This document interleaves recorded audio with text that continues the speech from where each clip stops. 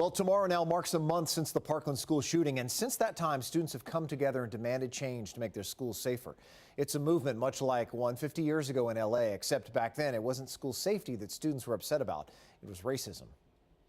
50 years ago, thousands of Mexican-American students walked out of class in East LA demanding changes in their schools. The kids were really being harassed by racist teachers, and dropout rates was incredible. Really vulgar racist teachers that were saying things in classrooms that were demeaning to the Mexican students, you know.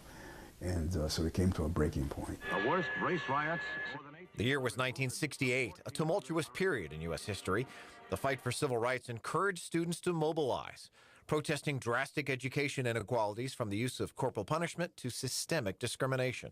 A racist tracking system that where if you were black or brown, you were a guy, you got put into the industrial arts major, meaning wood shop, you know, and auto shop.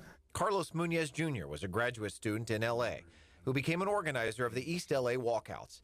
He was one of 13 who was later arrested and charged with disrupting L.A. schools. It sort of politicized thousands and thousands of Mexican-American kids throughout the country, and then eventually, you know, became part of the Chicano movement that we called it, the civil rights movement of our own. Muñoz sees parallels with students today who are calling for action in response to gun violence in schools. Since the mass shooting that left 17 people dead in Parkland, Florida, students have been demanding changes in gun legislation. The NRA has got to go. And more school walkouts are planned across the country on March 14th. I remember maybe some high school kids confronting politicians, but my God, I was so impressed with these young people that were confronting people like Rubio on television in public places. Senator Rubio, can you tell me right now that you will not accept a single donation from the NRA in the future?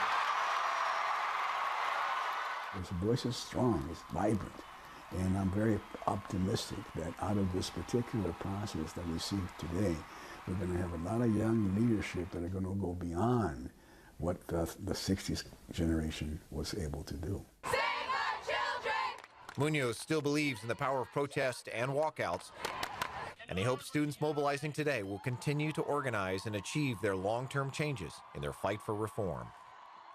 And their fight continues tomorrow across the country. Students, teachers, and school administrators are all expected to leave their classrooms at 10 a.m. for 17 minutes to stand in solidarity with the 17 victims at Stoneman Douglas High School in South Florida.